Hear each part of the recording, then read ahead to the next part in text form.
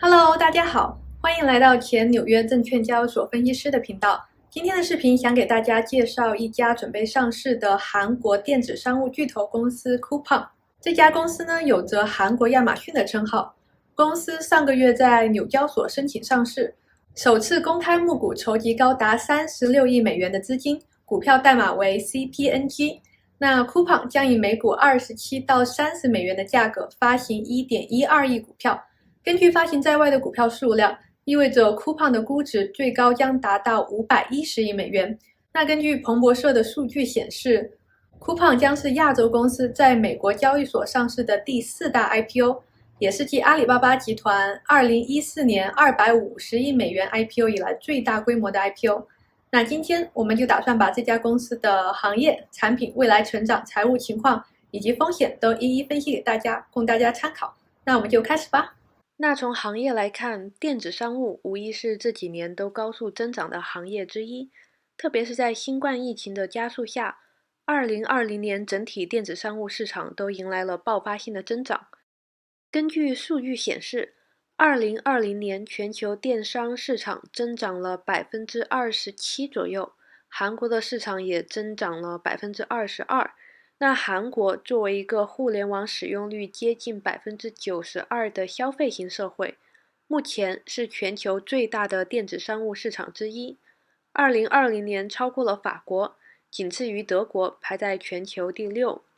并且预计在接下来的2-3年内成为仅次于美国和中国的第3大电子商务市场。那2020年的第一季度，Coupang 超过了eBay韩国的 Gmarket，成为韩国目前最大的电子商务公司。在 Coupang 上，韩国人可以买到从服饰到杂货再到电子产品的一切东西。该公司的销售额在疫情期间飙升。根据市场研究公司尼尔森韩国的数据，到2020年4月，Coupang 占据韩国电子商务市场份额达到了24.6%，市场份额相比去年同季度扩大了6.5%。作为电商平台，Coupang 的口号是“没有 Coupang，我们怎么生活”。这家总部位于首尔的电商公司，之所以能在韩国电商市场占据主导地位，部分原因是在于它提供给消费者一系列的快速送货选择。从新鲜的农产品到平板电脑，消费者不但可以从数以百万计的产品中进行选择，其中许多产品还可以在一夜或者当天送达。比如说他们的黎明交付业务，就只需要消费者在午夜前订购，那么早上7点之前就可以收到货物。而这一切则得益于 Coupang 自己布局建立的 B2C 的物流网络 Rocket Delivery。为了改善客户体验， Coupang 在基础设施和技术上投入了大量的资金。公司设计和建造超过100个物流中心，占地2500万平方英尺，容纳数百万产品，使得70%的韩国人口住在 Coupang 物流中心7英里的范围内。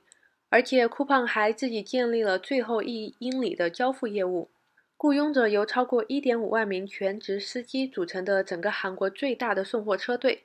这使得公司可以提供给消费者完整的端到端的电子商务网络服务。虽然 Coupang 的竞争对手也提供类似清晨送货的服务，但是目前没有一家公司的物流网络完成了在首尔以外地区的建立，因此无法提供完整的配送服务。而 Coupang 几乎是首尔以外地区的唯一选择。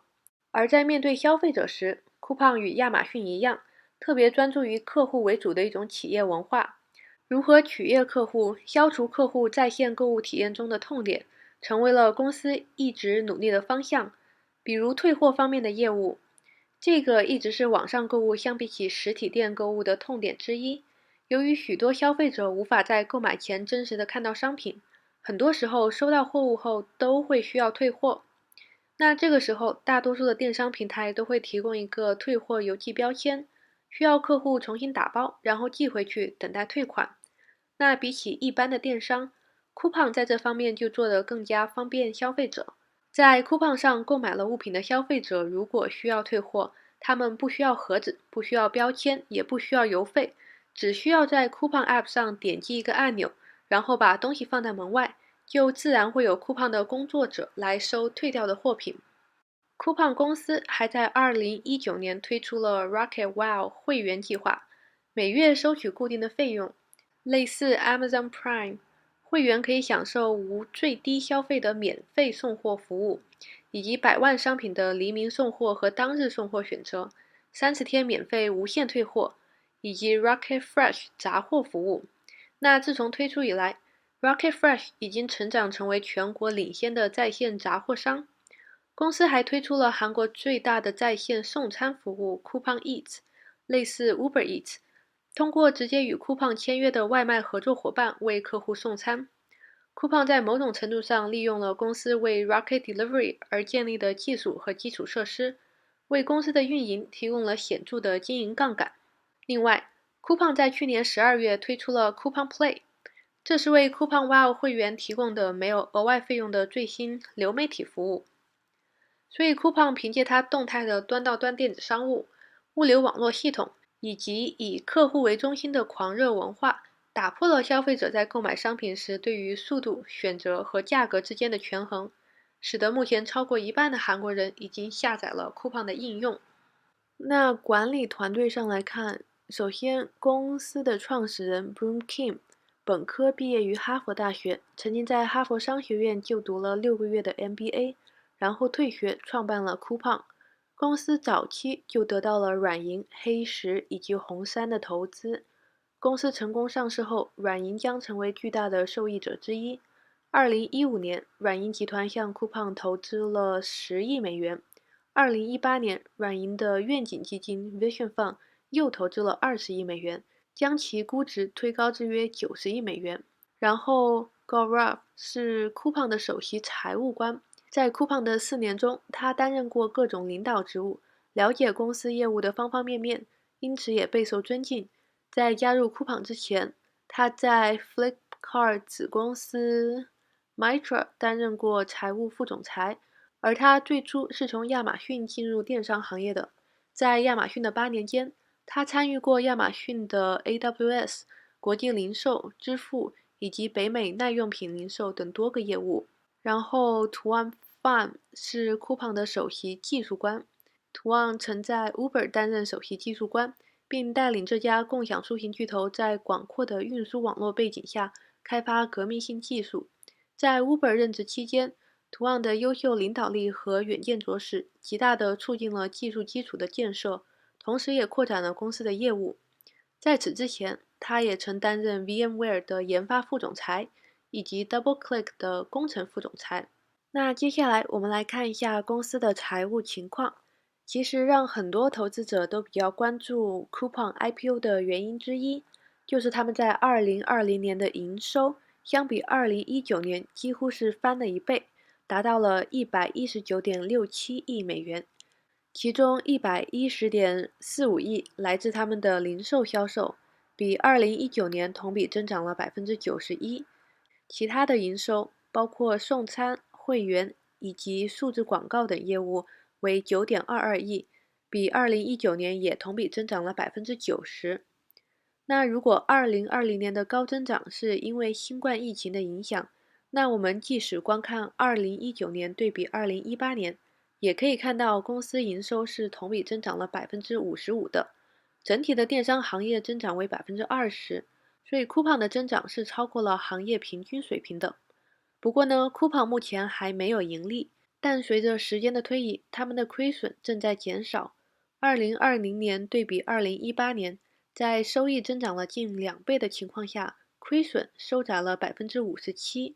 2018年 Coupang 公布的净亏损为10.9亿美元，而到了2020年，亏损已经降至了4.75亿美元。从未来发展上来看，Coupang 在它的招股书中并没有提及国际扩张的可能性，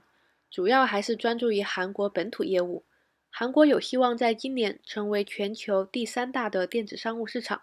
那截止至2020年底，Coupang 拥有1480万活跃用户，而韩国总人口数将近5200万，家庭户数为2309万户，所以 Coupang 仍然在韩国有一定的增长空间。另外 ，Coupang 利用其庞大的电子商务网络扩展到其他领域的业务也值得期待，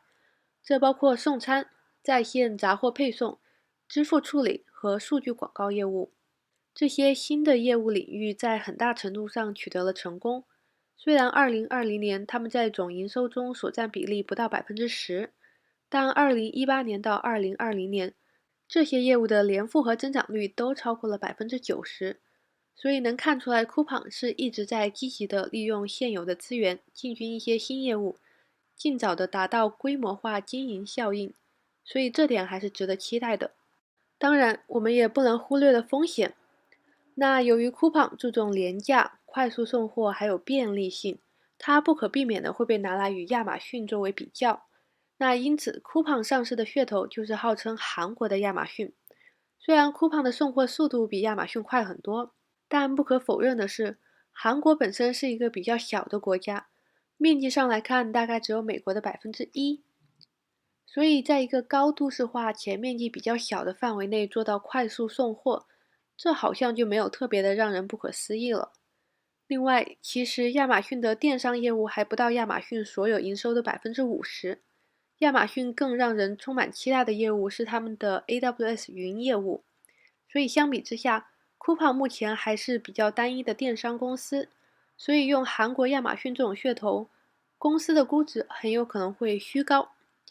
另外，由于疫情的刺激，给 Coupang 带来了客户人数以及订单的激增，但这并没能给 Coupang 产生可观的回报。Coupang 的畅销产品大多数仍然是那些利润比较低的产品，比如说方便面啊、米饭还有水之类的。而这些利润率低的物品目前是无法帮助 Coupang 扭转盈亏的。在高端的产品市场， Gmarket 还有乐天目前仍然是具有更强的竞争力。再加上 Coupang 目前仍然专注于发展他们的基础设施还有物流系统的建设，所以虽然 Coupang 未来发展可期，但离真正的盈利应该还是需要一段时间的。好了，今天的视频就到这里了，希望大家看完今天的视频能对 Coupang 这家即将上市的公司多一些了解。那请大家不要忘记了点赞、评论加转发，这就是对我们最大的支持了。那谢谢大家，我们下期再见。